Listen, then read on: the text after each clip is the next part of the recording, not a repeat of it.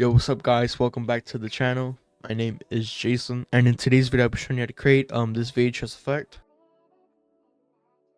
Starting off, I already have my clip right here. I'm gonna right click, go to new, and then go to a new adjustment layer. And for this clip I actually just slowed it down right here. And then for the first effect, I'm gonna add noise. It's gonna help give our clip a bit of a grainy effect. I'm gonna increase our amount to 15. You can see right here you can see how the noise affects our video already. That's off, and here it is with on. So once after that, I'm gonna add CCY time. Then I'm gonna go over here to native motion blur. I'm gonna put it on and make sure our forward and backward steps are on 1. Once after that, I'm gonna go to colorama. Then I'm gonna go right here and drag it in. I'm gonna go to modify and put it on HS. Once after the modify, you want to head over to use preset palette and find the clay preset and select it and put it on our clip right here. Then I'm going to close out the colorama. So I'm going to go here to glow and just close out our menu.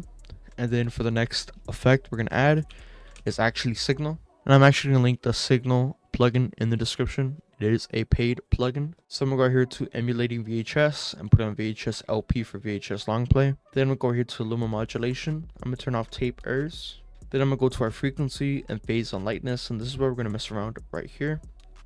First, I'm going to go to our frequency right here and put on 1.2. And then head to our phase and put it at 2.5. Then to our lightness, and we're going to put it at 0.54.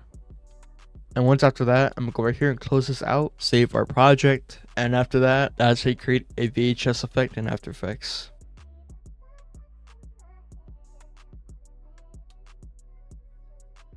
I hope you guys enjoyed this video and you learned something new.